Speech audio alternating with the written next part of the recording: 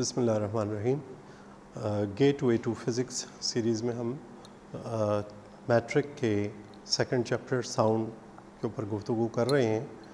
I hope کہ آپ لوگوں نے چینل کو سبسکرائب کیا ہوگا اور نوٹیفیکیشن آئیکن کو بھی پریس کیا ہوگا, تو ہمارا یہ جو کنٹینیوٹی ہے وہ برقرار رہے گی. آج کی گفتگو ہماری کچھ بریف سی گفتگو ہے, کیونکہ کچھ چھوٹے چھوٹے ٹاپکس ہیں, ان کے اوپر سرسری گفتگو اس لیے کریں گے کہ اسٹوڈنٹس کو ایک آئیڈیا رہے کہ یہ کیا چیزیں ہیں. ان میں کوئی خاص ٹیکنیکل چیز نہیں ہے, لیکن پھر بھی اکثر اگر ایگزام میں آ جائیں تو بچے تھوڑا سا اس کو لائٹ لے لیتے ہیں, کیونکہ اگر ٹیچر ان کو اگنور کر دے یا ان کو ڈسکشن میں نہ لائیں تو وہ سمجھتے ہیں کہ شاید یہ بالکل سرے سے امپورٹنٹ ہی نہیں ہے. ان میں جو پہلا ہمارا ٹاپک ہے وہ پچھلے لیکچر میں ہم نے گفتگو جب ختم کر رہے تھے تو ہم نے تھوڑا سا نوائز کے اوپر بات کی تھی. ہم نے ساؤنڈ انٹینسٹی لیول پہ بات کی اور ہم نے کہا کہ جس کو ہم بیل میں میجر کرتے ہیں, الیگزینڈر گراہم بیل کے نام کے اوپر اس کا یونٹ رکھا گیا ہے, تو آلموسٹ 120 سے جب آپ ایکسیڈ کرتے ہیں تو دس ساؤنڈ بیکمز پینفل. 130 140 کے اوپر وہ انتہائی شدت اختیار کر جاتی ہیں, اور 170 ڈیسیبل جو ہے وہ امیجیٹلی کان کے پردے کو پھاڑنے کے لیے کافی ہوتا ہے. سو ایک ہوتا ہے کہ ساؤنڈ انٹینسٹی لیول. اب دوسرا ایشو یہ ہے کہ ساؤنڈ انٹینسٹی لیول کیا کوئی ریدمک طریقے سے اوپر نیچے جا رہا ہے یا رینڈم ہے, ایبرپٹ اس کے اندر چینجز آتی ہیں. تو اگر ہم اس کو گراف کی شکل میں پلاٹ کریں تو ہم دیکھتے ہیں کہ اگر کوئی گراف ہمیں کچھ یوں اس قسم کا مل رہا ہے تو ہم کہتے ہیں کہ اس کے اندر ایک ردم ہمیں مل رہا ہے, ایک انکریز آ رہا ہے, پھر ایک سلولی اینڈ گریجولی اس میں ڈکریز آ رہا ہے, پھر انکریز آ رہا ہے. تو جتنے آپ نوٹس دیکھ لیں, جتنے آپ سر دیکھ لیں, یا آپ گانے کی سن لیں, یا کوئی بھی جو ساؤنڈ جو کانوں کو بھلے محسوس ہوتی ہے, تو اگر آپ اس کو دیکھیں تو اس میں ایک پراپر طریقے سے اتار چڑھاؤ جسے کہا جاتا ہے وہ پایا جاتا ہے. اس کے مقابلے میں اگر آپ دیکھ لیں کہ کوئی شخص ہیمر سے کسی چیز کو ہتھوڑے سے مار رہا ہے تو اس کی آواز کا کچھ پتہ نہیں چلتا, حالانکہ اگر آپ نے محسوس کیا ہو تو جو لوگ اس کو استعمال کرتے ہیں وہ اس میں بھی تھوڑا سا میوزیکل افیکٹ پیدا کر دیتے ہیں کہ وہ خاص طریقے سے ہتھوڑے کو بیٹ کرتے ہیں, مارتے ہیں, تو اس سے بھی کچھ ساؤنڈ نوائز سے نکل جاتی ہے. لیکن اگر آپ عام طور پر دیکھیں تو وہ کچھ پتہ نہیں چلتا کہ کب ساؤنڈ اٹھے گی اور کب گرے گی. تو اگر اس کا گراف آپ کچھ پلاٹ کریں تو آپ کو کچھ اس قسم کا ملے گا جس کا آپ کو کچھ پتہ نہیں ہے کہ کس وقت کیا ہونے والا ہے. اب یہاں پہ بالکل ایک ردم میں چل رہا ہے, اسی کو موسیقیت بھی کہا جاتا ہے, اسی کو ردم بھی کہتے ہیں, اسی کو میوزک بھی کہتے ہیں. اور جہاں پہ چونکہ ہمارے اسٹوڈنٹس بعض دفعہ یہ کویسچن کرتے ہیں کہ جن کو پرانے لوگ میوزک کہتے تھے اور ہم ان کو جو ہے تو پتہ نہیں نئی جنریشن ان کو کچھ اور کہتی ہے, یا نئی جنریشن جو سننا پسند کرتی ہے پرانے لوگ ان کو نوائز کہتے ہیں.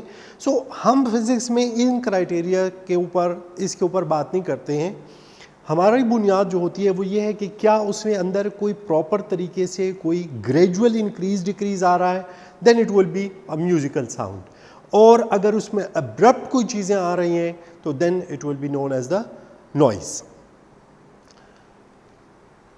نوائز کا ان پلیزنٹ افیکٹ ہوتا ہے, میوزک کا یا میوزیکل ساؤنڈ کا جو ہوتا ہے ایک پلیزنٹ افیکٹ ہوتا ہے. So this was all about musical sound and the noise. پھر ہمارے پاس اگلا ایک چھوٹا سا ٹاپک ہے, وہ ہے اسپیڈ آف ساؤنڈ کے اوپر.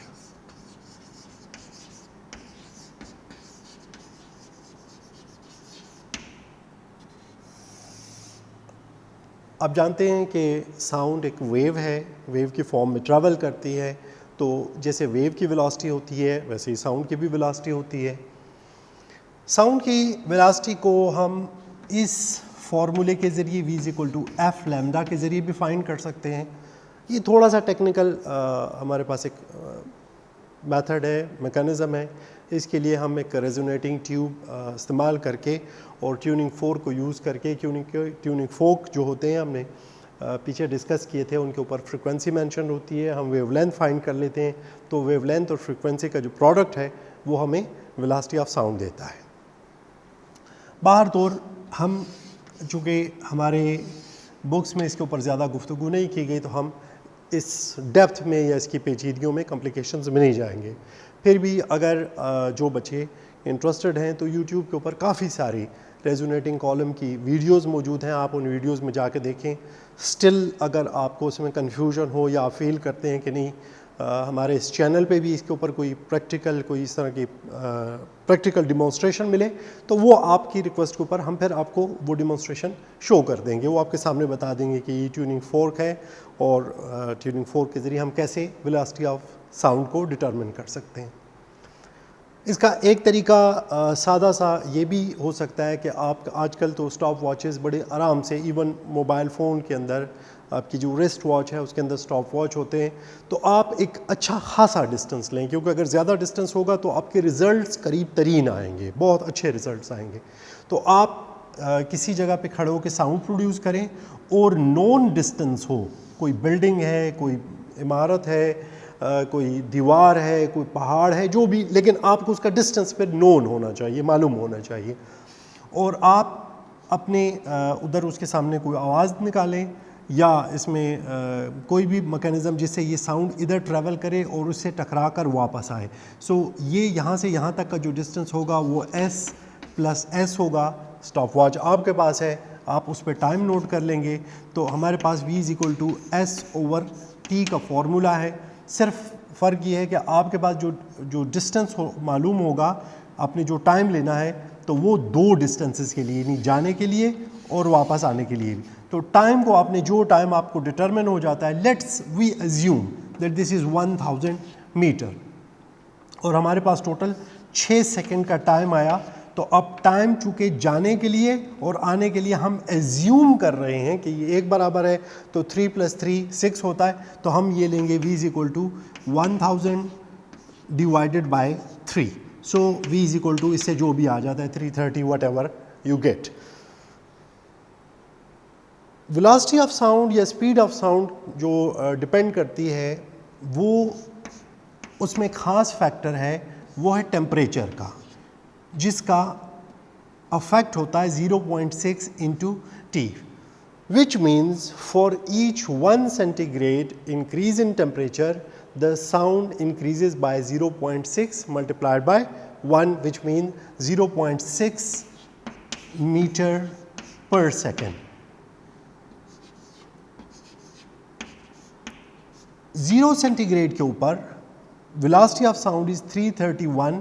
تو اگر اس میں کوئی انکریز نہیں ہے تو صرف velocity of sound 331 metre per second رہ جاتی ہے. لیکن اگر آپ 0 سینٹی گریڈ سے 10 سینٹی گریڈ پہ چلے جاتے ہیں, یعنی اگر ہمارا ایٹماسفیئرک ٹیمپریچر 10 سینٹی گریڈ ہو جاتا ہے, تو یہ جو ساؤنڈ ہے 10 × 0.6 مین 6, تو یہ ہو جائے گا 331 + 6 مین 337 میٹر پر سیکنڈ. اور آپ کسی بھی گیون ٹیمپریچر کے اوپر ساؤنڈ کی ویلاسٹی کو کیلکولیٹ کر سکتے ہیں. گرمیوں میں نیچرلی ساؤنڈ کی ویلاسٹی کافی زیادہ ہوتی ہے ایز کمپیئر ٹو ونٹرز, لیکن اکثر اسٹوڈنٹ یہ کویشچن کرتے ہیں کہ سر ونٹر میں ساؤنڈ زیادہ سنائی دیتی ہے, جو بہت ویک ساؤنڈز ہوتی ہیں وہ بھی سنائی دیتی ہیں ایز کمپیئر ٹو سمر. حالانکہ ہم تو یہاں میں میتھمیٹیکل جو کیلکولیشن, تو اس میں ڈیئر اسٹوڈنٹس اس کی وجہ یہ نہیں ہوتی ہے کہ سردیوں میں ساؤنڈ کی ویلاسٹی بڑھ جاتی ہے, بلکہ ایکچولی وہ جو ساؤنڈ کو جو ملٹیپل ساؤنڈز ہوتی ہیں وہ غائب ہو جاتی ہیں.